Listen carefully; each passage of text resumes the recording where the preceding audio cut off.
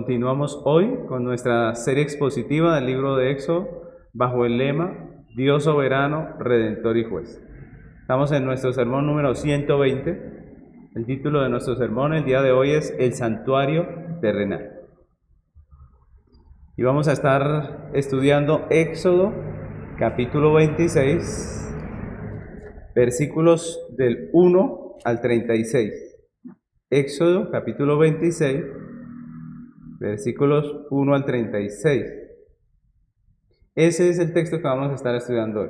Como es bastante largo, son 36 versículos, lo que vamos a hacer es que vamos a leerlo a medida que vamos avanzando en nuestro estudio. Por ahora yo quiero que leamos el versículo 1 que dice así: harás el tabernáculo de 10 cortinas de lino torcido, azul,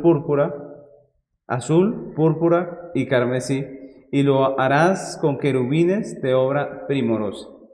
Entonces, hemos estado estudiando nuestro libro de Éxodo, hemos visto, como hemos dicho en nuestro lema, a Dios como soberano, a Dios como redentor también de su pueblo y como juez, el juez de toda la tierra. Hemos visto la salida de los hijos de Israel de en medio de la esclavitud en Egipto. Hemos visto cómo Dios da mandamientos, da leyes a su pueblo, y hemos visto cómo Dios les guía a través del camino que les falta para llegar hasta Canaán. Recordemos que el Éxodo nos narra la historia hasta el monte Sinaí. Allí estamos, en ese punto del monte Sinaí, donde después de que Dios da las leyes a su pueblo, le pide a Moisés, o le dice a Moisés que suba al monte, que él le va a dar otros mandamientos, y allí le está revelando el tema del tabernáculo. Es lo que estamos estudiando hace unos domingos atrás, el tema del tabernáculo. Hemos estudiado acerca del arca en el lugar santísimo, que nos habla de Dios, su justicia, su santidad y su ley. Estudiamos acerca del pan de la proposición y el candelero, que era el mobiliario que hacía parte del lugar santo, que como hemos visto nos habla de Cristo, su carácter justo, santo como mediador, y su obra que vindica el honor de Dios, ¿no? Y cumple las demandas justas de Dios. También hemos visto toda esta parte del tabernáculo, ¿no? El lugar santísimo, el lugar santo, y algunos muebles del lugar santo. Los versículos que estamos estudiando hoy nos hablan del tabernáculo, ¿no? Del tabernáculo y su diseño. La palabra tabernáculo significa realmente tienda. Y eso fue lo que Dios mandó hacer en el medio del desierto, una tienda. Recordemos que ellos estaban camino a la tierra de Canaán, no podían hacer una edificación porque no estaban en su tierra, sino que estaban de camino. Recordemos que ellos vivían en tiendas y Dios manda hacer una tienda, un tabernáculo. Ese tabernáculo era una tienda rectangular, desmontable, aproximadamente medía unos 13 metros de largo por 4 metros de ancho. Su altura también eran 4 metros. En estos versículos vemos lo que realmente se llamó el tabernáculo, porque nosotros hablamos del tabernáculo y pensamos en todo lo que se ve, todo lo que se pinta en el libro de Éxodo, ¿no? Pero lo que se llamaba tabernáculo realmente era a la tienda que se encontraba dentro del atrio, ¿cierto? Era esa tienda el tabernáculo.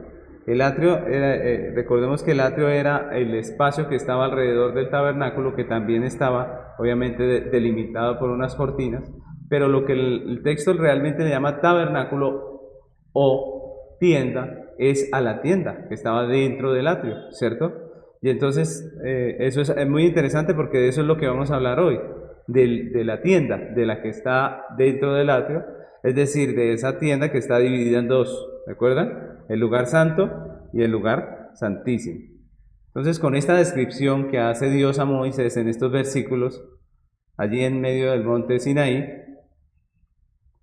con todo esto que le está hablando acerca del tabernáculo, cómo lo deben construir, cómo deben hacer cada uno de sus mobiliarios, pues aprendemos y vemos aquí en estos textos hoy 3 características del santuario terrenal, y es lo que yo quiero que hoy miremos. El texto nos habla de 3 características de ese santuario terrenal, podemos encontrar en este texto esas tres características, ¿no? Entonces vamos a desarrollar ese tema y vamos a comenzar con el primer punto. El primer punto de nuestra enseñanza hoy es un santuario terrenal, un santuario material. Dijimos que hay tres características. ¿Cuáles son? El santuario terrenal que nos muestra aquí de estos versículos es primeramente un santuario material, ¿cierto? Un santuario material. Lo primero que debemos destacar en toda esta lectura que vamos a estar haciendo es que es una descripción del tabernáculo donde Dios muestra todo el material con el que es hecho el tabernáculo. Y es interesante porque Dios es espíritu, Dios es invisible, ¿cierto? Pero aún así Dios manda a hacer un templo físico, un templo material, un templo con elementos materiales, con un mobiliario terrenal, con unos muebles que se pueden palpar, que se pueden tocar. Y el texto que estudiamos hoy nos habla precisamente de esos materiales, de cómo debía ser elaborado ese tabernáculo, ¿no? De cómo debía ser construido ese tabernáculo y de los materiales que se debían usar para ese tabernáculo. Nos habla de los materiales que Dios exigió para su construcción. En su descripción el Señor comienza hablándonos por partes, ¿no? De lo que va a ser esa tienda. Y comienza con las paredes exteriores. Entonces dijimos que prácticamente la tienda era un rectángulo, ¿no? Más o menos de 13 metros de largo por 4 de ancho. Entonces dijimos que en ese rectángulo Dios manda a construir un tabernáculo y lo primero de lo que habla el texto que vamos a estar estudiando hoy es de las paredes exteriores. Si nosotros leemos Éxodo 26 del 1 al 6, vamos a encontrar esas paredes exteriores como eran. Dice el versículo 1, harás el tabernáculo de 10 cortinas de lino torcido, azul púrpura, carmesí, y lo harás con querubines de obra primorosa. Entonces aquí vemos, empezamos a ver cómo debían hacerlo. Dice que eran de cortinas de lino, ¿cierto? Luego dice el 2, la longitud de una cortina de 28 codos y la altura de la misma cortina de 4 codos. Todas las cortinas tendrán una misma medida.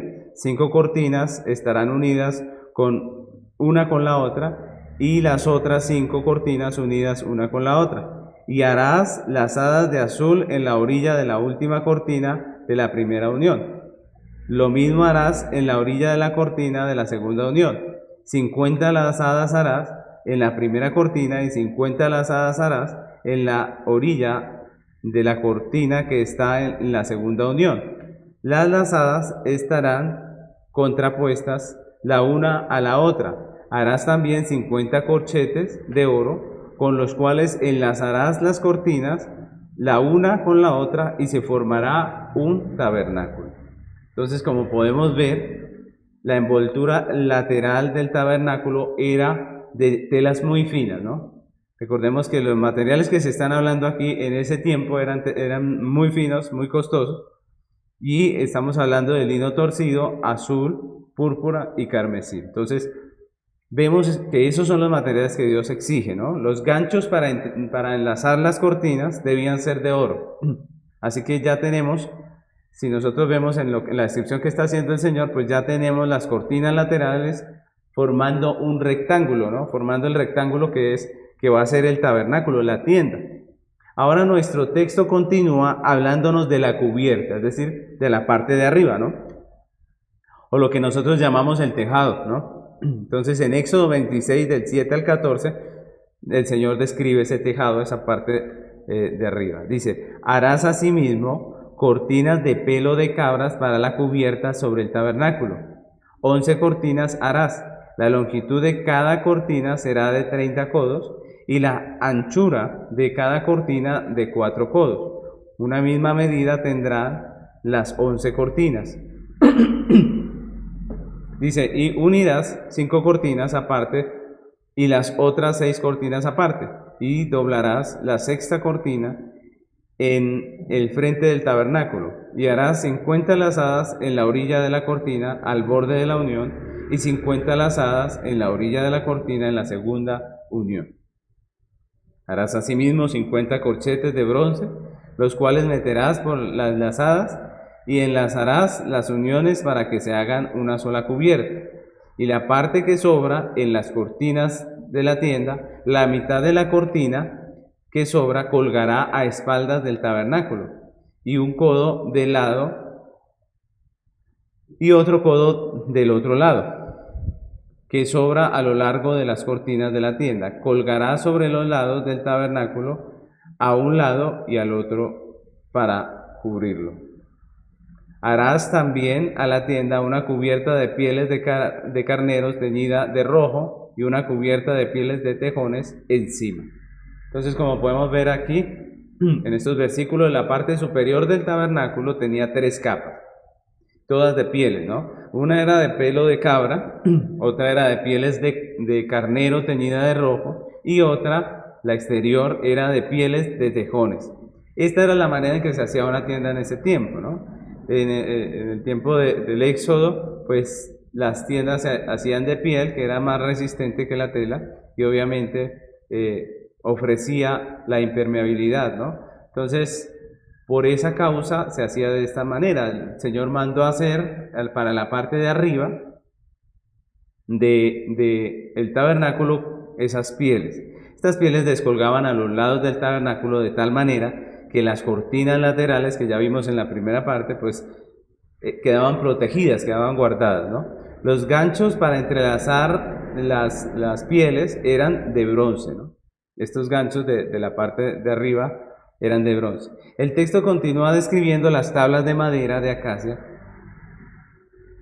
recubiertas de oro que servían como el recubrimiento interno del tabernáculo. Entonces dijimos que ya tenemos las paredes, ¿cierto?, externas, tenemos el techo, pero Dios manda que adentro, con la parte interna del tabernáculo, se ponga un recubrimiento de tablas. Esas tablas que iban a estar cubiertas de oro, que nos habla también el texto, nos va a hablar de que esas tablas tenían que tener unos anillos de oro y tenían que tener unas barras que iban a pasar por esos anillos para sostener y para unir las tablas. Y eso está en Éxodo 26 del 15 al 30, dice: y harás para el tabernáculo tablas de madera de acacia que estén derechas. La longitud de cada tabla será de 10 codos y de codo y medio la anchura. 2 espigas tendrá cada tabla para unirlas una con otra. Así harás todas las tablas del tabernáculo. Harás pues las tablas del tabernáculo, 20 tablas al lado del mediodía, al sur, y harás 40 basas de plata debajo de las 20 tablas, 2 basas debajo de una tabla para sus 2 espigas, y 2 basas debajo de la otra tabla para sus 2 espigas, y al otro lado del tabernáculo, al lado del norte, 20 tablas, y sus 40 basas de plata, 2 basas debajo de una tabla, y 2 basas debajo de la otra tabla. Y para el lado posterior del tabernáculo al occidente harás 6 tablas. Harás además 2 tablas para las esquinas del tabernáculo en los 2 ángulos posteriores, las cuales se unirán desde abajo y asimismo se juntarán por su lado con un gozne. Así será con las otras 2, será para las 2 esquinas.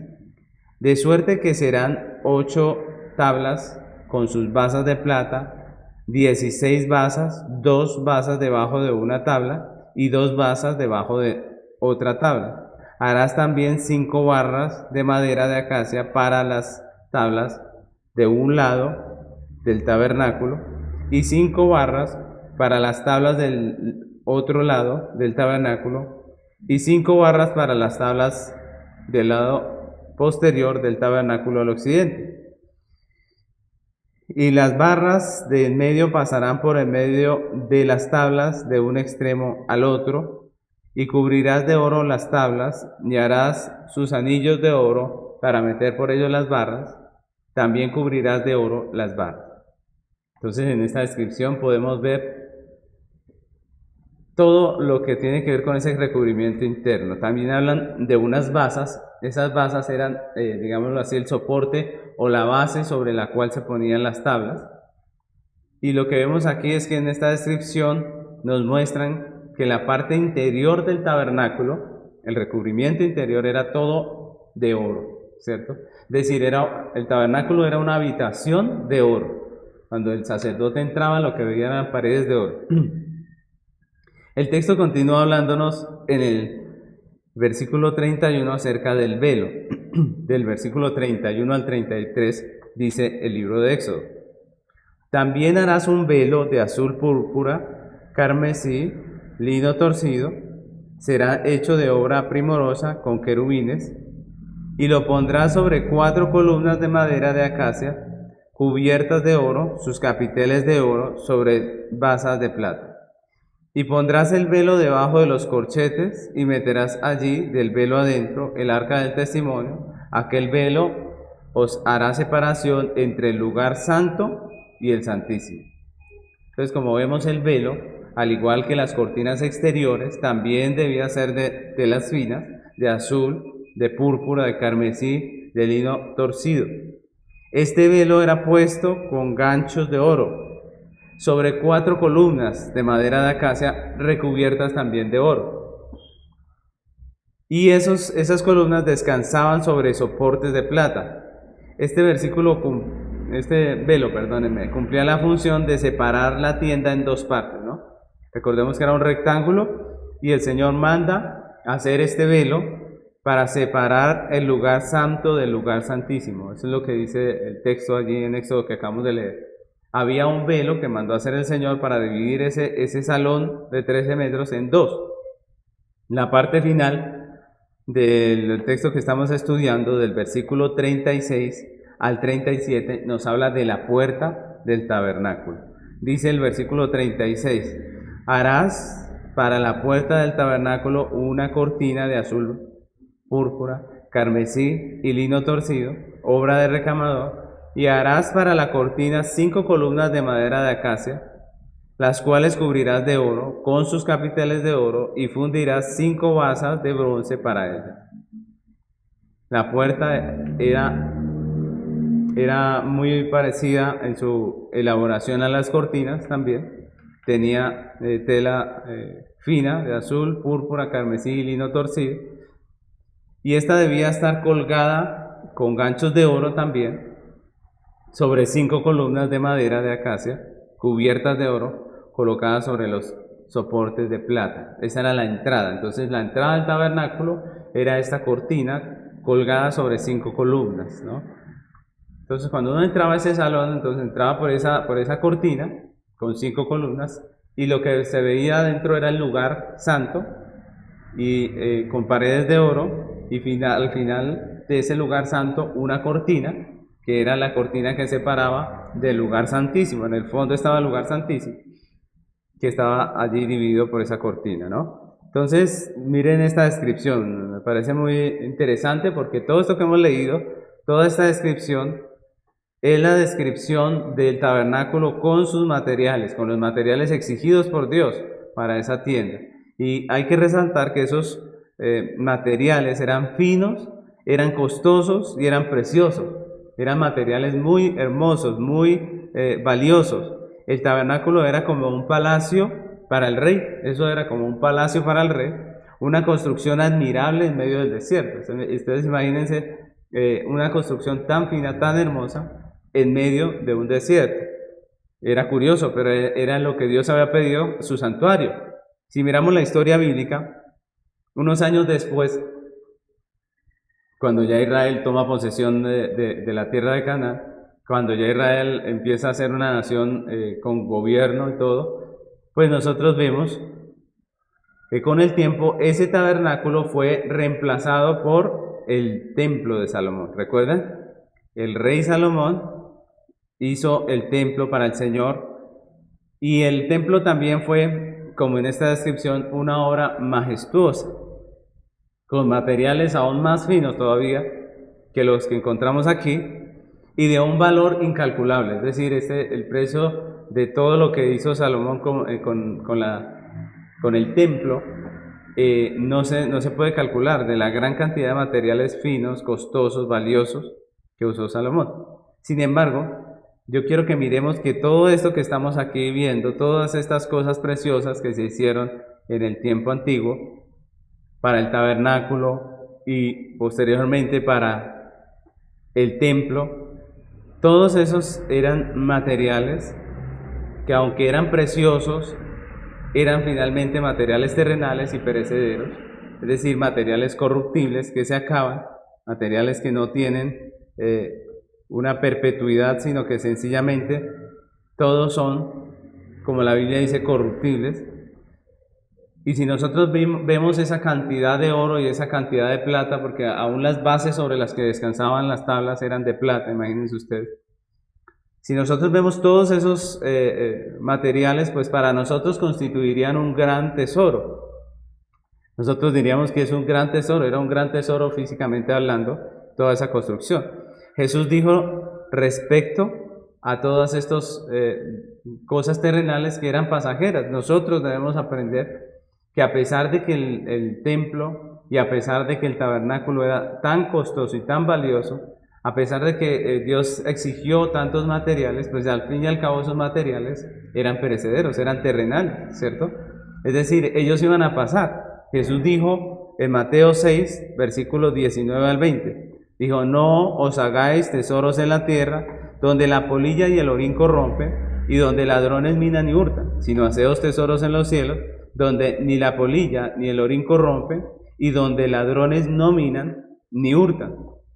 Entonces es importante que nosotros recapacitemos acerca de todos estos materiales, de que la gloria de esos materiales del tabernáculo y después los del templo de Salomón es una gloria pasajera y tiene como fin únicamente ser una réplica. Recuerden que hemos hablado de que el tabernáculo era una réplica, pues tenían como fin ser una réplica del santuario celestial, de la gloria celestial, ¿cierto? Eso es el fin de esos materiales. Dios no se desvive por el oro o por la plata, no, sino que esos materiales iban a ser una réplica o pues una imagen de la gloria celestial. Son apenas una sombra o imágenes borrosas, podríamos decir, de una realidad que es admirable y gloriosa, y eso es lo que yo quiero que resaltemos en este punto. Es decir, aunque para nosotros esos materiales son maravillosos, aunque nos parecería un palacio espectacular ver el tabernáculo, pues nosotros debemos aterrizar eso en que esos materiales son perecederos, que son apenas figuras, como dice la palabra de Dios, de las cosas celestiales, de las cosas que sí son admirables y gloriosas. Pero lo triste, mis hermanos, es que muchas veces en nuestra pecaminosidad los hombres admiramos más lo terrenal que lo celestial. Muchas veces admiramos más la sombra que la realidad.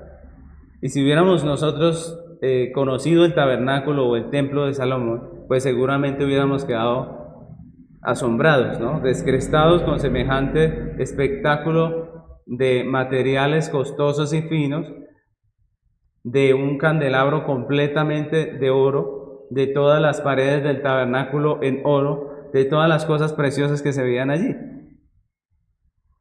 Quedaríamos impresionados y muchas veces nos dejamos asombrar y deslumbrar por esas cosas físicas, pero despreciamos las realidades espirituales, y eso es algo necio, porque las materiales no tienen otro objetivo que ser una figura de las celestiales, de las reales. Muchas veces las personas que admiran la belleza del templo de Salomón desprecian la iglesia local, la iglesia que Dios les ha puesto, ¿cierto? Por ser una iglesia sencilla, por ser una iglesia de pronto no muy grande, es despreciada, pero sí nos asombra y nos descresta la majestuosidad de la construcción que Dios demanda hacer del tabernáculo.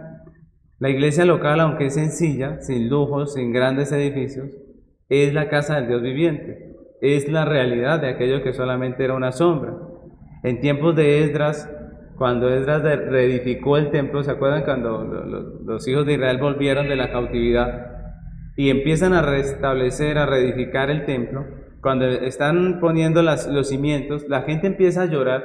Muchos empiezan a llorar. ¿Por qué? Porque ellos conocieron el templo de Salomón con su esplendor, con su lujo, con todas las cosas preciosas que tenía, y ahora que ven que están construyendo un templo nuevo, pero con un templo sencillo, pues ellos terminan llorando y lamentándose por aquel templo majestuoso que se ha perdido. Y es interesante, ¿no? Como iglesia nos dejamos distraer por las cosas terrenales, por lo que realmente no tiene valor. Recordemos que estamos diciendo que el tabernáculo era simplemente una figura del santuario celestial, era una figura apenas. Estamos diciendo que no era definitivo, ¿cierto? Estamos diciendo que ese tabernáculo no era el todo, que era apenas una figura del celestial, pero muchas veces nosotros miramos con más asombro, con más admiración, aquellas cosas que son solamente figura. Como iglesia nos dejamos distraer por lo terrenal y por lo que realmente no tiene valor. Y esto hace que vivamos en esta vida persiguiendo las cosas materiales, las cosas que no tienen tanto valor, y de esa manera pensamos, de esa manera muchas veces actuamos, de esa manera ordenamos las prioridades en nuestra vida y terminamos dándole valor, dándole nuestro tiempo, nuestra vida, nuestro esfuerzo, nuestro cansancio, nuestro ser a cosas que van a pasar. Y se nos olvidan las cosas celestiales, las cosas eternas. Yo quiero que hoy recapacitemos un poco en esto, porque cuando leemos todas estas descripciones del tabernáculo, quedamos asombrados ante tanta hermosura y tanta gloria física, ¿cierto? Pero que realmente delante de Dios todo eso es pasajero y que eso apenas es figura de lo que realmente tiene valor, que es lo celestial. Entonces nosotros debemos pensar en esto que nos está enseñando el tabernáculo. El tabernáculo nos debe hacer pensar que aquí en esta vida pues todo es pasajero.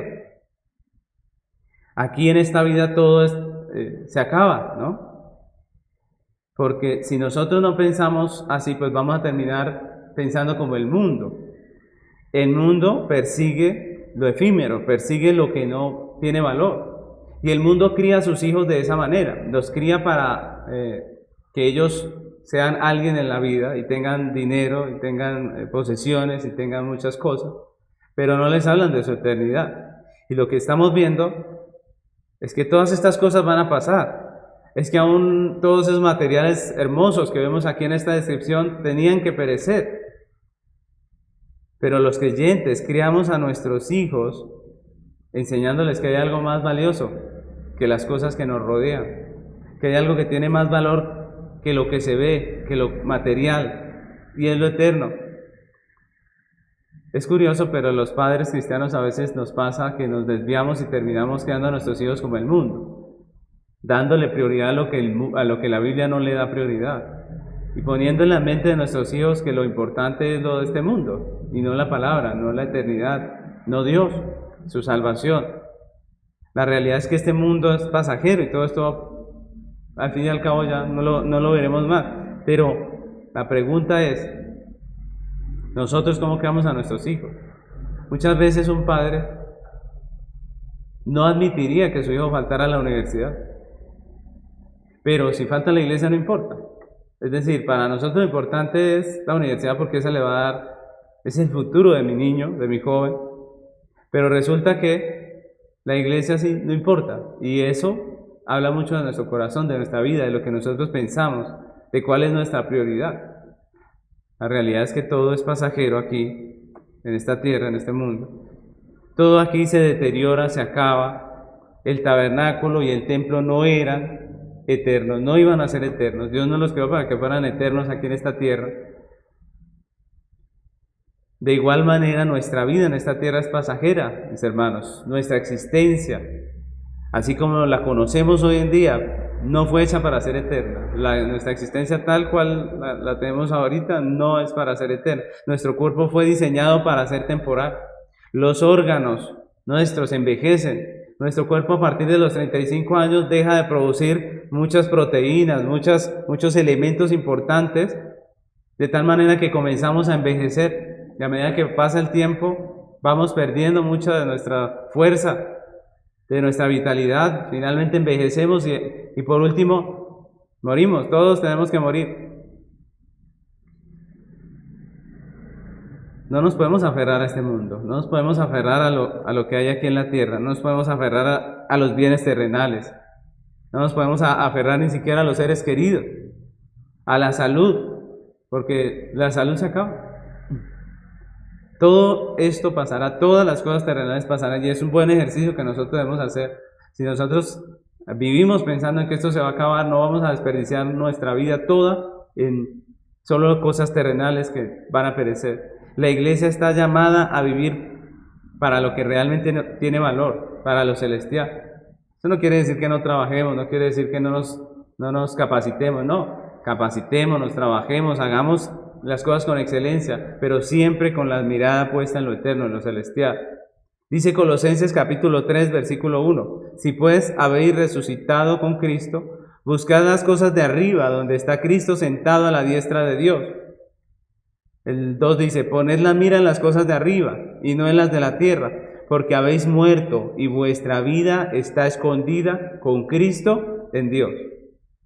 Miren el llamado del apóstol Pablo. Pongan la mira, si ustedes han resucitado con Cristo, pongan la mira en las cosas de arriba, en lo celestial, en lo eterno. Vivimos en este mundo para la eternidad. Somos extranjeros en medio de este mundo. Nuestra ciudadanía no está aquí en la tierra, no es terrenal. Nuestra ciudadanía, como dice el apóstol Pablo, es celestial. Y eso nos recuerda este tabernáculo. La primera característica entonces que vemos de nuestro tabernáculo terrenal, del tabernáculo terrenal del libro de Éxodo, es que era un santuario físico, un santuario material. El segundo punto de nuestro estudio hoy, la segunda característica que podemos ver con respecto al tabernáculo, es que era un santuario temporal, un santuario temporal. Dice el versículo 30, y alzarás el tabernáculo conforme al modelo que se te fue mostrado en el monte. El versículo 34 y 35 dice, pondrás el propiciatorio sobre el arca del testimonio en el lugar santísimo, y pondrás la mesa fuera del velo y el candelero enfrente de la mesa al lado sur del tabernáculo, y pondrás la mesa al lado del norte. En el versículo 30 que acabamos de leer, Dios recuerda a Moisés que el santuario debía elaborarse conforme al modelo que le fue mostrado en el monte. Es la tercera vez que le recuerda eso. En el versículo 34 y 35 le indica la distribución del mobiliario que hasta ese momento había descrito. Como vimos en los versículos que hemos pasado, que hemos leído, el diseño del tabernáculo era una tienda dividida en dos por el velo. Estaba el lugar santo y el lugar santísimo. Y aquí tenemos que hacer un pequeño repaso de lo que ya vimos en lo que hemos estado hablando del tabernáculo, de la importancia de estos dos lugares, del lugar santo y del lugar santísimo. Recordemos que a través de nuestro estudio del tabernáculo hemos visto que el lugar santísimo era la parte más importante del santuario. Allí se encontraba el testimonio dentro del arca. Vimos que el arca representaba el trono de Dios, ¿se acuerdan? Que era en medio de los querubines del arca, que la presencia de Dios o la nube Shekinah aparecía, que Dios hablaba a Moisés de en medio del propiciatorio. Vimos que el lugar santísimo nos revela a Dios, su carácter, sus atributos, su ser, su obrar. En el propiciatorio vimos la perfecta justicia de Dios y en el arca vimos la perfecta santidad de Dios. ¿Sí recuerdan? También vimos que esa justicia, esa santidad perfecta de Dios se manifestaban en la ley, que en el tabernáculo se llamaba el testimonio y que estaba guardada dentro del arca.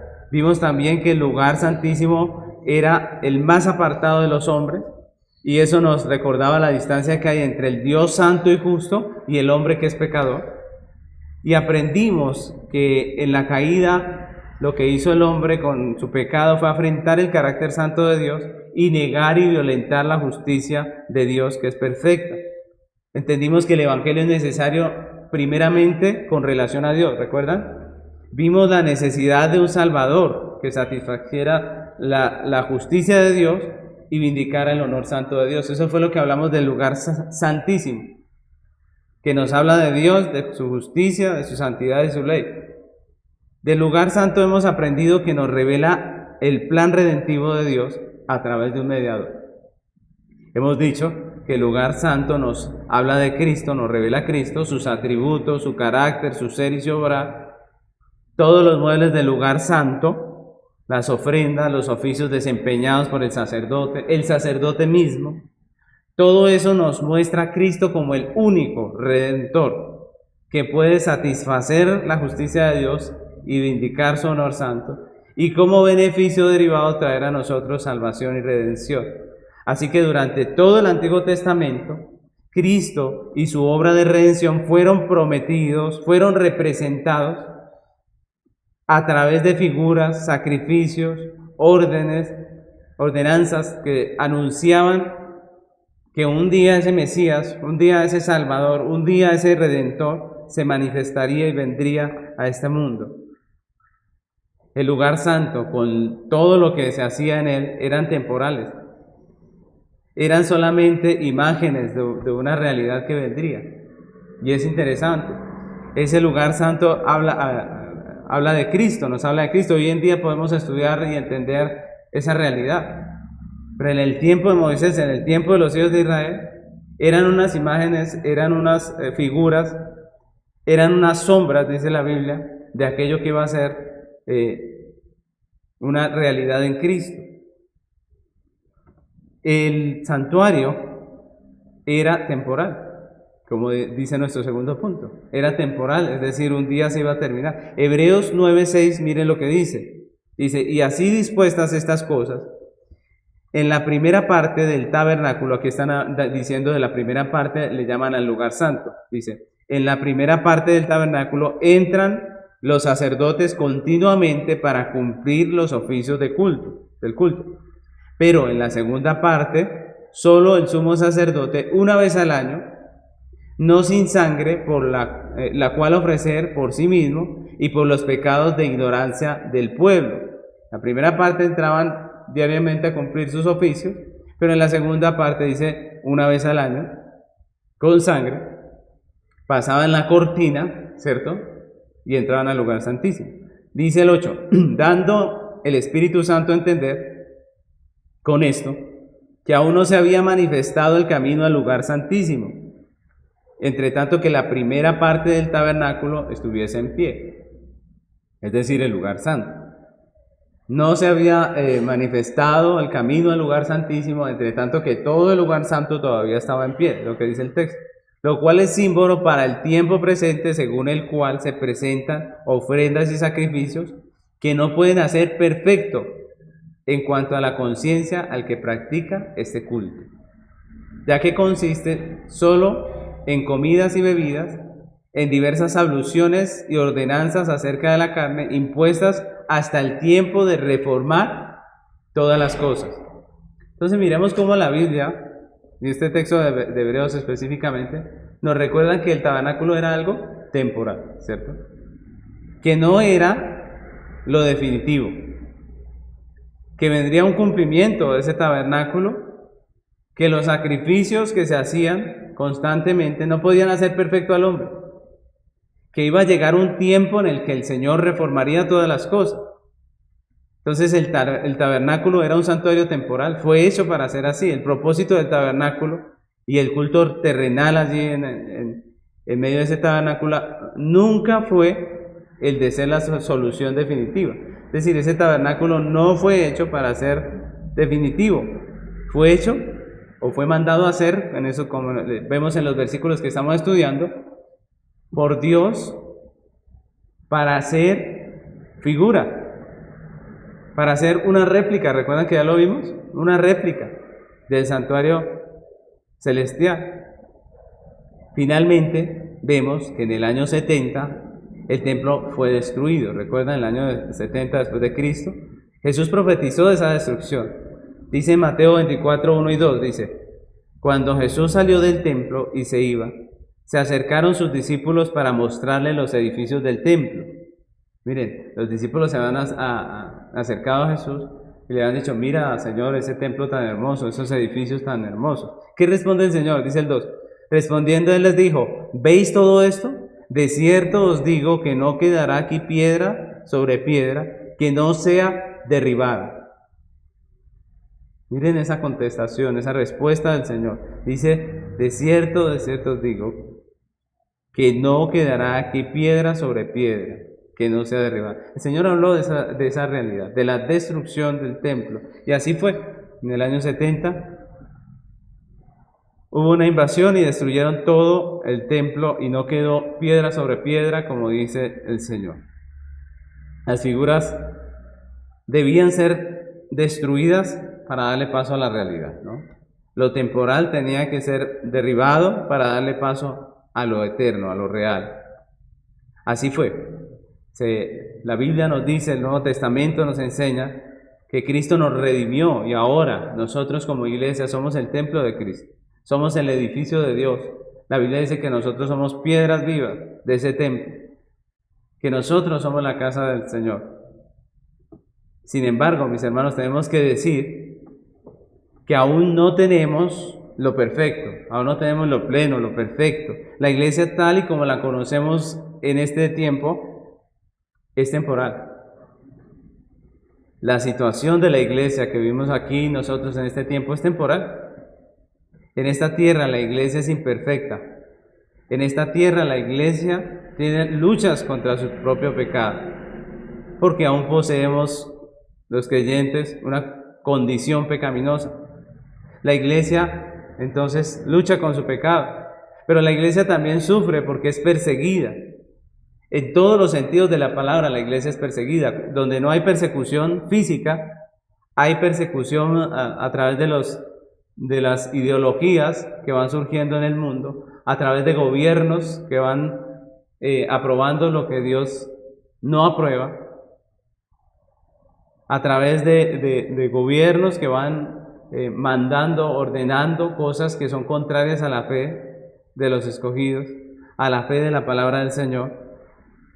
Entonces la iglesia es perseguida, pero todo esto hace parte de nuestra realidad temporal, y eso lo dice la Biblia. Es decir, todavía no se ha acabado esto, es cierto. Es cierto que nosotros ahora somos la iglesia del Señor, el templo del Dios vivo, pero todavía nos falta. Todavía queda un paso más. Todavía falta algo más. Romanos 8:18 dice, pues tengo por cierto que las aflicciones del tiempo presente no son comparables con la gloria venidera que en nosotros ha de manifestarse. Eso es precioso, porque al igual que con el tabernáculo, estamos diciendo que ese tabernáculo no era definitivo y que viene a ser hoy en día la iglesia del Señor. También estamos diciendo que esta iglesia perseguida, sufrida, no es el final de la iglesia, ¿no? Dios tiene una promesa preciosa, un futuro eterno que Él ha provisto para la iglesia. Es un futuro glorioso, dice la palabra del Señor. Apocalipsis 21, del 1 al 4, miren cómo la Biblia habla del tabernáculo de Dios con los hombres en la eternidad. Dice Apocalipsis 21:1, vi un cielo nuevo y una tierra nueva, porque el primer cielo y la primera tierra pasaron, y el mar ya no existía más. Y yo, Juan, vi la santa ciudad, la nueva Jerusalén, descender del cielo de Dios, dispuesta como una esposa ataviada para su marido. Y oí una gran voz del cielo que decía, he aquí el tabernáculo de Dios con los hombres. He aquí el tabernáculo de Dios con los hombres. Y Él morará con ellos, y ellos serán su pueblo. Y Dios mismo estará con ellos como su Dios. Enjugará Dios toda lágrima de los ojos de ellos, y ya no habrá muerte, ni habrá más llanto, ni clamor, ni dolor, porque las primeras cosas pasaron. La iglesia habitará eternamente con Dios. Las cosas primeras pasaron. Mis hermanos, el segundo punto nos habla de un santuario temporal, porque el santuario nunca fue eso. El santuario que estaba pidiendo Dios, exigiendo allí en estos versículos que estamos estudiando hoy, no fue hecho para ser eterno. Sus materiales pasarán, sus materiales se acabarán. Dios no creó ese tabernáculo de la forma que lo creó para que fuera eterno. Eso era figura de lo que había de venir. Y hoy en día tenemos una realidad maravillosa, gloriosa. Mis hermanos, la iglesia es una realidad más gloriosa que el templo de Salomón. La iglesia hoy es una realidad más gloriosa. Esta iglesia local, una iglesia sencilla, las iglesias más sencillas en un pueblo bien apartado de nuestro país. Esa iglesia allí con 5 o 10 miembros Tiene una gloria más majestuosa que la que tenía el templo de Salomón, en el sentido de que la iglesia hoy en día tiene la realidad de que el Cordero de Dios ha sido inmolado, que tenemos la realidad del sumo sacerdote que entró una vez para siempre delante del trono de Dios. Tenemos la realidad, tenemos algo mucho mayor.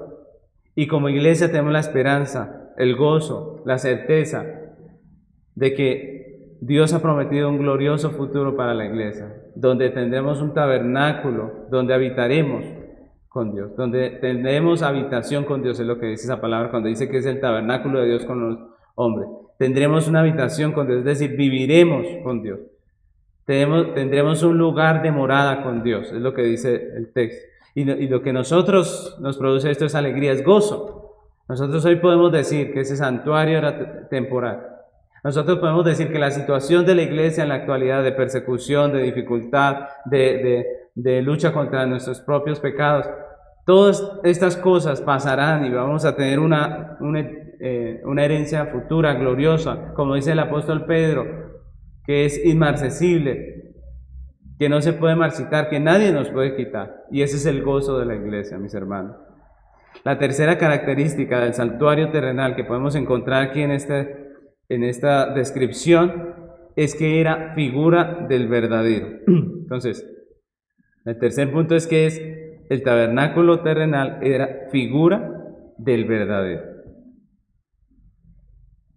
Dice el versículo 33 de nuestro texto, dice, y pondrás el velo debajo de los corchetes y meterás allí del velo adentro el arca del testimonio, y aquel velo se hará separación entre el lugar santo y el santísimo. Entonces aquí volvemos a retomar el tema del velo que habíamos visto más atrás. En ese texto Dios manda a hacer el velo con un propósito. ¿Cuál era ese propósito? Separar el lugar santo del santísimo. Y como vemos en este versículo, pues Dios fue quien estableció la fabricación del velo y también el oficio del velo, ¿cierto? Dios dijo, hagan este velo y va a servir para esto. Dios fue el que lo mandó, Dios fue el que lo exigió para que fuese diseñado en medio de las cosas que iban a hacer los hijos de Israel para el tabernáculo. Sin embargo, nosotros vamos al Nuevo Testamento y leemos que ese velo fue rasgado por el mismo Dios, que ese velo se rasgó en dos. Y sabemos que fue Dios el que hizo esa obra. Mateo 27, 50 dice así, 50 y 51. Mas Jesús, habiendo otra vez clamado a gran voz, entregó el Espíritu. Estamos hablando de la muerte del Señor en la cruz. Y luego el 51 dice, y he aquí, el velo del templo se rasgó en dos, de arriba abajo, y la tierra tembló y las rocas se partieron. Y esto nos genera una pregunta, ¿no? Esto nos hace preguntarnos si el santuario terrenal es una imagen del celestial. Y si nos enseña verdades importantes tocantes al Evangelio, si hemos afirmado que el Evangelio no ha cambiado y sigue siendo el mismo del tabernáculo, la pregunta es ¿por qué en el Nuevo Testamento el velo se rasgó en dos? ¿Por qué se rasga ese velo que Dios mismo mandó a hacer? Muchos toman acontecimientos como este en el Nuevo Testamento para tratar de hacer una separación, para tratar de hacer una división entre el Antiguo y el Nuevo Testamento, haciendo entender que Dios abolió lo antiguo y estableció algo que es totalmente nuevo y diferente, que Dios prácticamente desechó lo antiguo y tuvo como una nueva idea y puso en obra ese nuevo plan. Y han separado la Biblia en dispensaciones. Muchos han sugerido que en cada una de esas dispensaciones Dios se relacionó de formas diferentes con los hombres. Pero si nosotros pensáramos de esa manera, tendríamos que negar la inmutabilidad de Dios. Tendríamos que decir que Dios sí cambia. Y no solamente eso, tendríamos que decir que la iglesia no es una sola iglesia. Es decir, cuando nosotros afirmamos esto, estamos en contra de muchas doctrinas que son importantes en nuestra fe. El hecho de que el velo se rasgara de arriba abajo no nos habla de que Dios cambió de plan. No nos habla de que Dios está rompiendo lo antiguo y diciendo esto ya no sirve. No. Nos habla del cumplimiento de lo que la ley anunciaba. Y no de un cambio. no de una abrogación de lo antiguo, no de una destrucción de lo antiguo, porque lo antiguo no servía, no. Recordemos que en el culto del tabernáculo el velo era atravesado por el sumo sacerdote cada cuánto, ¿recuerdan? Una vez al año. ¿Qué hacía el sacerdote? Ofrecía la sangre del sacrificio por el pecado del pueblo. El velo se rasgó en dos cuando Jesús el Salvador murió en la cruz, como el Cordero de Dios que quita el pecado del mundo. Cuando el sumo sacerdote entró por el santuario celestial con la sangre para remisión de nuestros pecados, entonces, en ese momento, el velo se rasgó en dos. ¿Qué quiere decir esto? Que Jesucristo es el cumplimiento perfecto del culto del tabernáculo. De ahí que el versículo de Hebreos que leímos anteriormente nos dice que el lugar santo, con el culto que se hacía allí, era temporal y que iba a ser quitado. ¿Por qué? No porque Dios cambió de idea, sino porque Cristo cumplió lo que la ley había ordenado. Es decir, el lugar santo, con el culto dentro de ese lugar, hablaban de Cristo y de su obra redentora. Cuando Cristo efectúa la redención, ya no hay lugar santo. Ya el lugar santo dice que ya no está en pie, dice el texto de Hebreos. ¿Por qué? Porque Cristo lo cumplió, no porque Dios cambió, no porque Dios dijo, no, hagámoslo de otra manera, no, sino porque Cristo cumplió lo que Dios había prometido, lo que Dios había proyectado a través de todas estas figuras. Cristo lo cumplió. Su cuerpo, como el velo del templo, se rasgó y ahora tenemos entrada al lugar santísimo, al trono de Dios. Es lo que dice Hebreos 10, 19 al 22. Dice la palabra: así que, hermanos, teniendo libertad para entrar al lugar santísimo por la sangre de Jesucristo, por el camino nuevo y vivo que Él nos abrió a través del velo, esto es de su carne, y teniendo un gran sacerdote sobre la casa de Dios, acerquémonos con corazón sincero, en plena certidumbre de fe, purificados los corazones de mala conciencia y lavados los cuerpos con agua pura. Miren la imagen tan perfecta del tabernáculo que nos ofrece Hebreos. La diferencia entre el tabernáculo terrenal y el celestial nos muestra, como hemos visto ya, que el santuario era material, que el santuario terrenal, que lo que mandó a hacer Dios a Moisés en estos versículos era material, y que era temporal, y que no era definitivo. Era una figura del verdadero santuario. Dice Hebreos 9:24, porque no entró Cristo en el santuario hecho de mano, figura del verdadero, sino en el cielo mismo, para presentarse ahora por nosotros ante Dios. Miren ese texto, dice, porque no entró Cristo en el santuario hecho de mano, el que estamos describiendo allí en Éxodo, el que nos acabamos de mirar allí con toda su descripción. No, Cristo no entró en ese, porque esa era figura del verdadero. Cristo entró en el verdadero. Dice, sino en el cielo mismo, para presentarse ahora por nosotros ante Dios. Mis hermanos, Cristo es el cumplimiento de todo lo que había allí en el tabernáculo. Había un lugar santo y había un velo en el tabernáculo, porque el santuario terrenal y el sacerdocio levítico eran solamente sombra, eran temporales, no podían satisfacer la justicia de Dios para siempre, ni justificar al hombre para siempre. El velo se rasgó, y esto nos habla no de un cambio en el plan de redención, sino de un cumplimiento. No de un cambio que Dios hizo al plan, sino del cumplimiento de ese plan. Lo que es quitado en el Nuevo Testamento no se quita por razón de un cambio de planes. Se quita porque fue cumplido en Cristo. Si ya no hacemos sacrificios, no es porque ya Dios cambió de idea, no, es porque el sacrificio eterno ya fue hecho. Si nosotros no hacemos todo el culto como lo hacían en el tabernáculo, es porque Cristo ya lo cumplió. Dios no ha cambiado. Lo mismo que anunciaba el culto del santuario, es lo que está anunciando hoy la iglesia en el templo. Es lo que está anunciando hoy la iglesia local, que Cristo, nuestro Salvador, ha muerto para satisfacer la justicia de Dios, para vindicar el honor santo de Dios. Y como beneficio, nosotros tenemos redención, vida eterna, salvación. Podemos decir que nada ha cambiado. Lo que cambió fue el que se cumplió, lo que antes era una promesa. El Antiguo Testamento es el tiempo en el que el pacto eterno de redención era una promesa. Era el tiempo del pacto prometido. Era el tiempo en que el pacto era una promesa, manifestada en todas estas figuras. El Nuevo Testamento es nuevo no porque se cambió el anterior, sino porque se cumplió. Es el tiempo del pacto cumplido. Todo lo que era sombras allí en el tabernáculo, todo lo que era imágenes, se ha cumplido en Cristo. Tenemos la manifestación, la realidad, tenemos la vivencia de aquello que en el Antiguo Testamento era una promesa. En el Nuevo Testamento hablamos del pacto cumplido. Pero la iglesia todavía espera el regreso de nuestro Señor y Salvador. Esperamos la consumación del pacto, ¿cierto? Que es cuando podemos hablar del pacto consumado.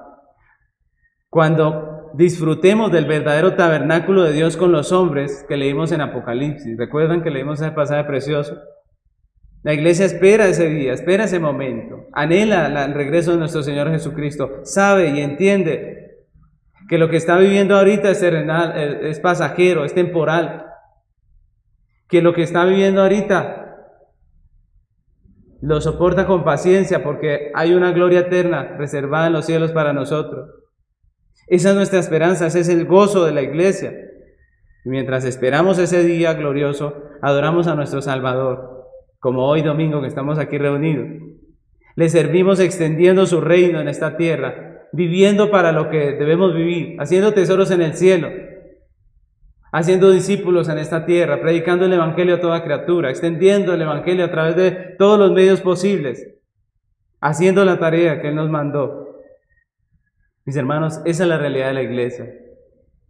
Esa es la realidad del pueblo de Dios, de la congregación de los escogidos, dice la palabra. Así que podemos concluir hoy en este día que como iglesia debemos estar conscientes de que las cosas de este mundo son pasajeras, que todo esto pasa, que no podemos apegarnos a lo terrenal y vivir en esta tierra como si no hubiese un futuro glorioso. También debemos estar persuadidos de que el estado de la iglesia en este mundo es temporal. Sí, tenemos situaciones difíciles, tenemos persecución, nos prohíben muchas cosas, nos quieren callar la boca de una u otra manera. Todas esas situaciones son temporales. Luchamos constantemente con el pecado. Todos los días la persecución, las pruebas, las aflicciones de la iglesia terminarán con el regreso de Cristo. Eso es maravilloso. Eso es glorioso. Así está la iglesia, en espera de ese regreso, de ese retorno. Tenemos una herencia reservada en los cielos que nadie nos puede arrebatar. Una herencia incontaminada. Una iglesia inmarcesible, reservada en los cielos para nosotros. La iglesia de Cristo. Y finalmente estamos llamados a alabar a nuestro Señor y Salvador Jesucristo por su obra eterna de redención y a perseverar en la fe como iglesia en la espera del regreso de nuestro Señor y Redentor Jesucristo, haciendo aquello que Él nos mandó, trabajando para la obra, uniendo nuestros esfuerzos para que muchos conozcan el Evangelio verdadero. Mis hermanos, ese es el Evangelio que anunciaba el tabernáculo. Todos estos elementos hermosos, todo esto precioso que vemos aquí en estos versículos, que nos muestran la tienda, esa tienda que estaba allí en medio del atrio, esa tienda que tenía un lugar santo y un lugar santísimo.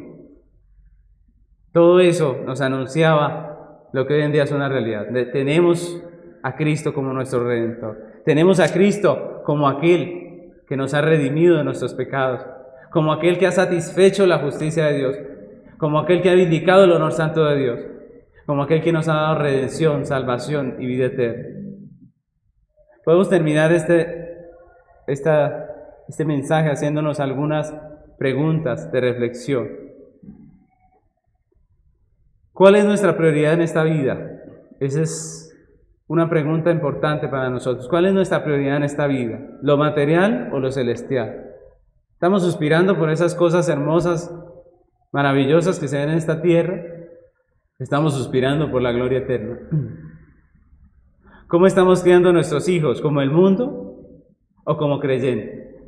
¿Los estamos criando para que sean importantes y grandes en este mundo? ¿O para que vivan para la eternidad?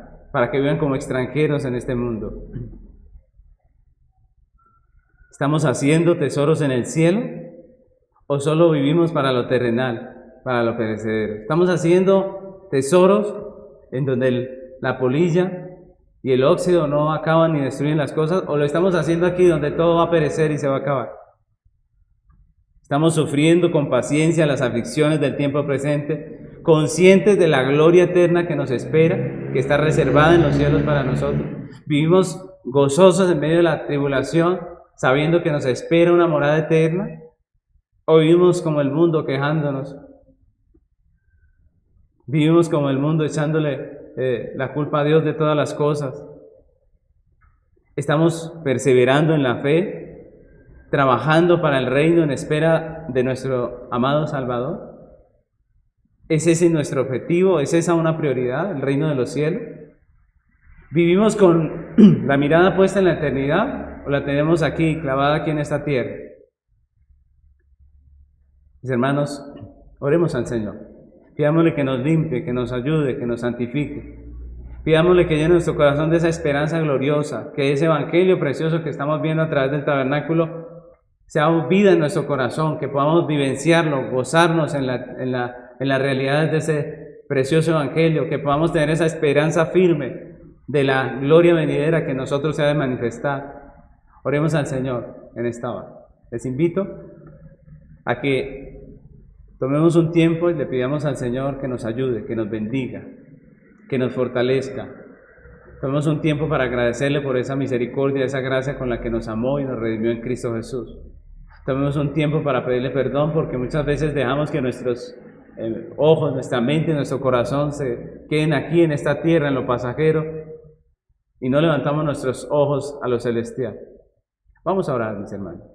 Amado Señor, te damos gracias por este mensaje, por esta palabra que nos has dado. Señor, el tabernáculo, esa tienda dividida en dos partes, ese santuario terrenal hecho a mano, como dice tu palabra, nos recuerda esas tres realidades, Señor. Nos recuerda que en este mundo todo se va a acabar, que lo material, lo físico se deteriora, se acaba, nuestro cuerpo se acabará.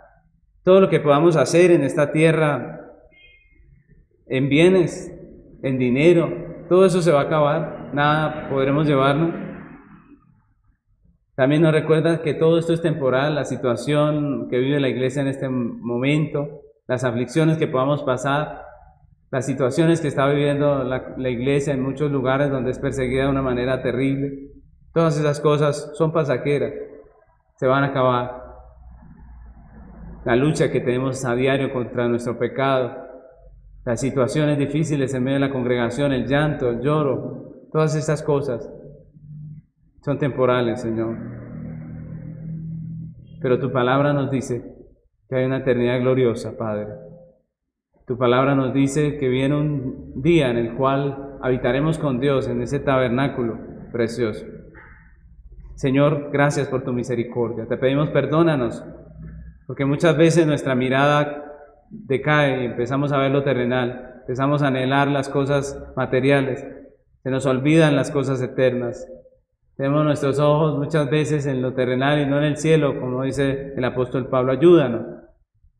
Ayúdanos, ya que hemos nacido de nuevo, ya que somos uno en Cristo, ayúdanos a mirar por las cosas celestiales, ayúdanos a hacer tesoros en los cielos, ayúdanos a vivir en esta tierra para la eternidad. Ayúdanos a criar a nuestros hijos como hombres y mujeres de Dios, que viven para lo eterno en medio de un mundo ambicioso, egoísta, avaro. Ayúdanos a criar a nuestros hijos para la eternidad. Bendice, Padre, a tu iglesia y ayúdanos a vivir para tu gloria, Señor. Te lo pedimos en el nombre de Cristo Jesús. Amén.